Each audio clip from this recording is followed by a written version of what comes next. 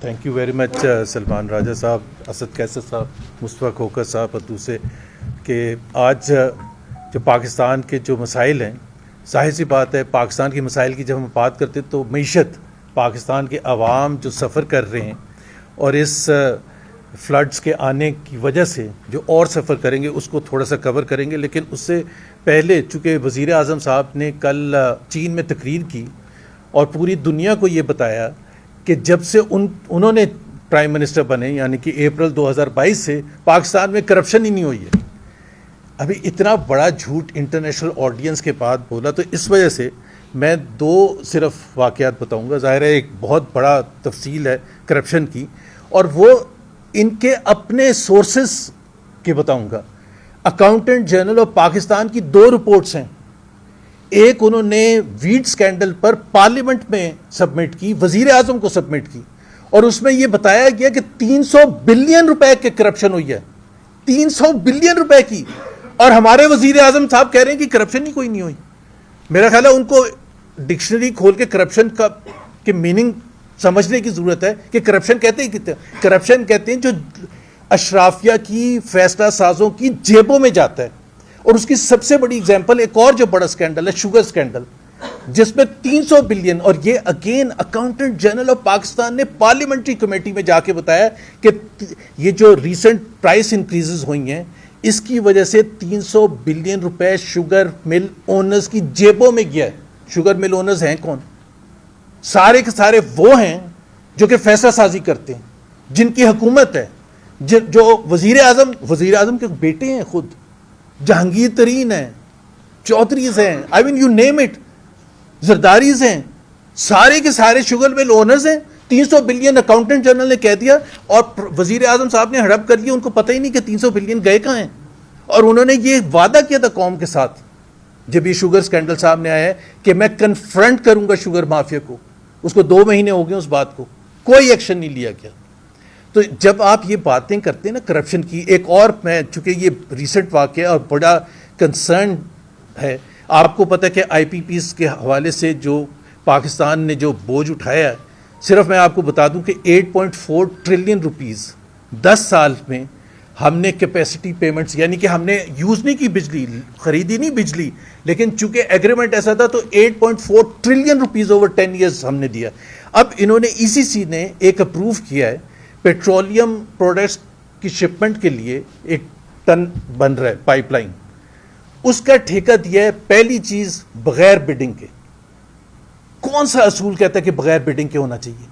جو پرائس آگے سے آ گئی, اب میں ان کمپنیز کا نام نہیں لینا چاہتا جو کمپنیز فورن کمپنیز بھی انوالوڈ ہیں, پر آپ نے بڈنگ کیوں نہیں کرائی ہے؟ بڈنگ کراتے تو پرائس آپ کو اچھی ملتی. کیا ایک ہی کمپنی تھی پوری دنیا میں جو کہ اس کو ٹھیکہ دینا تھا؟ دوسری بات, آپ نے اس کی ری پیمنٹ جو ڈالر بیسڈ کر دی ہیں. پھر وہی IPP والا پرابلم, آدھی سے زیادہ انویسٹمنٹ آپ کی روپیز میں اور ریٹرن ڈالرز میں کمٹ کر رہے ہیں. یہ کون سی دنیا کا اصول ہوتا ہے؟ اور پھر کہہ رہے ہیں کرپشن نہیں ہے. یہ ECC نے اپروو کر دیا, ابھی یہ کابینہ میں جانے والا ہے. اس وجہ سے ہم کہہ رہے ہیں کہ بھائی اچھا اس میں بھی وہ کلوز ہے جو کیپیسٹی پیمنٹ والا تھا کہ شپمنٹ ہو یا نہ ہو آپ کو پیمنٹ کرنی ہے. ابھی آپ ایک مشکل بحران سے نکلے نہیں ہیں, آپ ایک دوسرے مشکل بحران میں قومیں سیکھتی ہیں کہ بھائی ہم نے جو غلطی کی تھی, ابھی سب کوئی بھی اون نہیں کرتا IPP ایگریمنٹ کو کہ جو کیپیسٹی پیمنٹس ہمیں کرنی پڑی. Again I am repeating 8.4 trillion. یہاں اب ایک اور آپ ایگریمنٹ کر لیا آپ نے, ECC نے اپروو بھی کر دیا, اکنامک کوآرڈینیشن کمیٹی اور کیبنٹ نے. اب میں اور چوتھا جو ایگزامپل ہے, خود میرا خیال ہے خواجہ آصف کی اگر وہ فلور آف دی ہاؤس میں سن لیتے وزیر اعظم, کہ وہ خود اپنے سیالکوٹ کے بارے میں کہہ رہے ہیں کہ کتنی کرپشن ہو رہی ہے. خواجہ آصف کہہ رہے ہیں, ہم نہیں کہہ رہے ہیں. تو وزیر اعظم صاحب کو یہ یاد دلانے کی ضرورت ہے, this is one of the most corrupt. ہاں چونکہ آپ نے میڈیا کو اتنا کنٹرول کیا ہوا ہے, اس وجہ سے وہ کرپشن کی کہانیاں اس طرح سے نہیں آتی جس طرح سے پہلے آتی تھیں.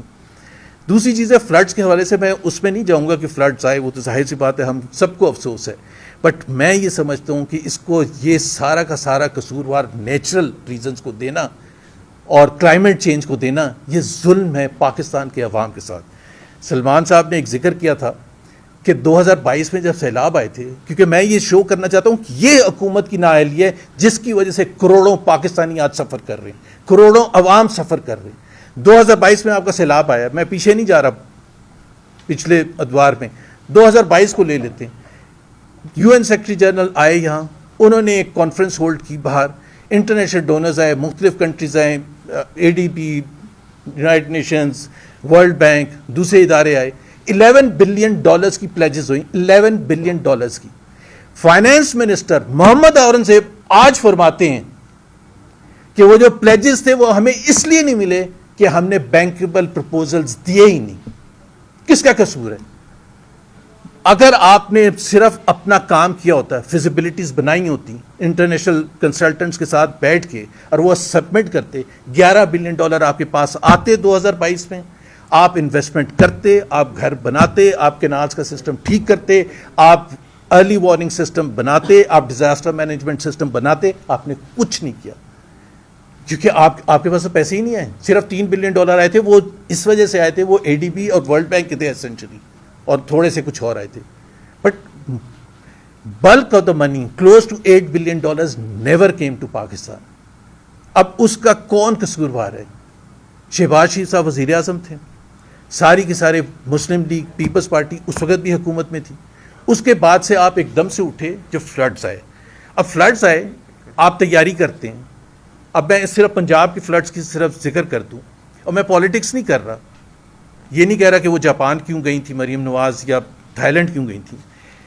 26 اگست کو یہ آپ کے ریکارڈ میں اور آپ کے اخبارات میں 27 کی فرسٹ ہیڈ لائن تھی سب سے بڑی کہ پنجاب ڈوب گیا. مریم نواز 26 تاریخ تک جاپان میں تھی, 26 تاریخ تک. اس کا مطلب ہے کوئی ڈیزاسٹر سسٹم نہیں تھا, اس کا مطلب ہے کوئی ارلی وارننگ سسٹم نہیں تھا, یا اگر تھا تو پھر تو اور بڑا پرابلم ہے کہ آپ کو واپس بھاگ کے آنا. بیوروکریٹس وہاں, چیف سیکرٹری وہاں بیٹھے ہوئے جاپان میں, سینئر منسٹر وہاں بیٹھی ہوئی ہیں, چیف منسٹر وہاں بیٹھی ہوئی ہیں, باقی سارے 4 5 6 منسٹرز اور بیٹھے ہوئے. میں اس میں نہیں جا رہا ہوں پالیٹکس میں کہ کون کون گیا تھا, جہاز کیوں بھر کے لے کے گئے تھے, وہ ایک الگ موضوع ہے. But the fact of the matter is آپ 27 کو لینڈ کرتی ہیں, 27 کے ڈان اور دوسرے اخبارات آپ اٹھا کے دیکھ لیں کہ اس میں کیا ہیڈ لائنز ہیں پنجاب میں سیلاب کے حوالے سے. Where does she go? She goes to Murree. کیوں؟ وہاں بڑوں کی بیٹھک ہونی ہے. کس لیے؟ کہ جی ہم نے کب تک رہنے, یہ نظام کو آگے لے کے چل رہے ہیں. ابھی آپ مجھے بتائیں کہ یہ سیریسنس ہے کہ آپ نظام کو اگلے 5 یا 10 سال آگے لے کے جانے کی بات کر رہے ہیں, جو رانا ثناء اللہ نے ذکر کیا, اور آپ کو اتنی ارجنسی نہیں ہے کہ آپ جائیں لاہور میں. By the way she was to go to Lahore, ظاہر سی بات ہے لاہور کیپٹل ہے اور سچویشن بھی ہے. شی کیم ٹو, جہاز اسلام آباد آیا تاکہ وہ رش کر کے جا سکے. ابھی اتنی کیجولنس ہے. میں نے آپ کو محمد اورنگزیب کا بیان بتا دیا $11 بلین کے حوالے سے.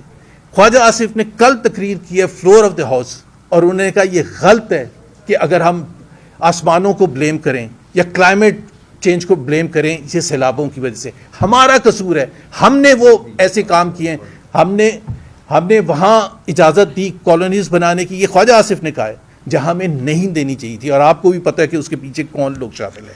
مصدق ملک صاحب, سینئر منسٹر, کلائمیٹ چینج کے منسٹر, انہوں نے جیو نیوز کے سامنے یہ کہا کہ ہزاروں لوگوں کو ہم نے مروا دیا بیکاز ہم نے کچھ ہاؤسنگ کالونیز کو بچانا تھا, اشرافیہ کو بچانا تھا. یہ this is his words, not my word. تو آپ خود سوچیں, اب یہ جو سیلاب آ گئی, یہ تباہی ہوگی, اس کے اکنامک کانسیکوینسز کون برداشت کرے گا؟ پاکستان کے عوام, کروڑوں عوام برداشت کریں گے.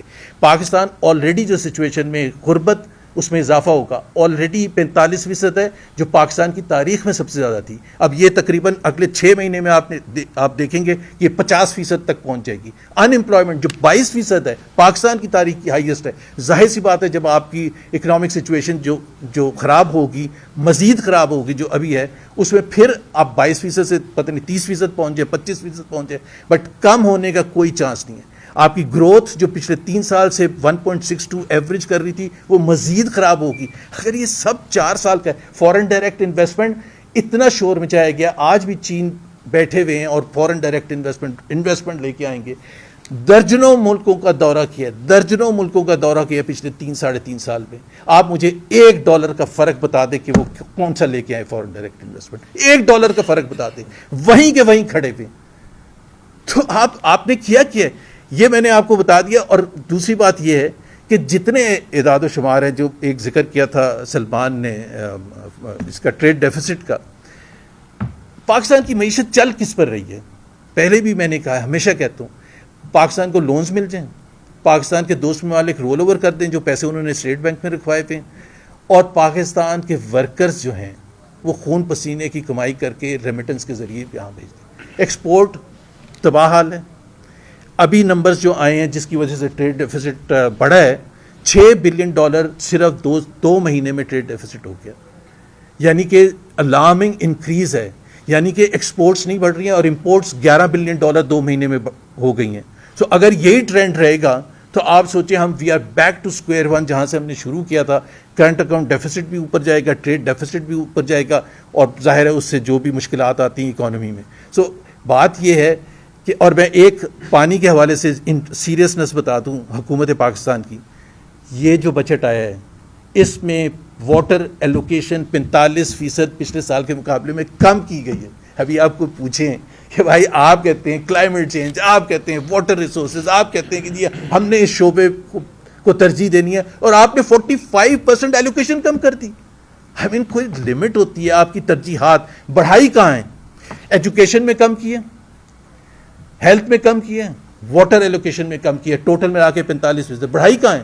وہ ایم این ایز کو اور سینیٹرز کو جو الیکٹ نہیں ہوئے ہوئے، ان کو پیسے دینے تاکہ انفراسٹرکچر کے وہ کام کریں اور وہاں سے کرپشن میں اضافہ ہو۔ I mean یہ آج کی صورتحال ہے۔ Ahsan Iqbal Sahab is a witness to all of this, اور ان کے سامنے یہ ہو رہا ہے، کیونکہ ان کے اوپر بھی پریشر ہے کہ آپ نے پیسے دینے، کیونکہ ہم نے کنٹینیوٹی رکھنی ہے، اور کنٹینیوٹی رکھنے کے لیے ہمیں ان کو پیسے دینے، اور جہاں سب سے زیادہ قوم کو ضرورت ہے ادھر آپ نے کاٹنے۔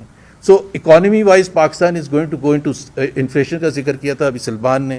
ظاہر سی بات ہے ابھی جو صورتحال ہے ایگریکلچر کے حوالے سے، پچھلے سال ایگریکلچر 5 میجر کراپس نیگیٹو میں تھی، اب جتنی کراپس ہیں، رائس ہے، میز ہے، دوسری کراپس ہیں، وہ ساری بہہ گئی ہیں۔ تو اب آپ کا ایک تو اس پر آئے گا، پریشر آئے گا کہ آپ کو یہ ساری چیزیں امپورٹ کرنی پڑیں گی، اور آپ کا فارن ایکسچینج اس پر لگے گا۔ اور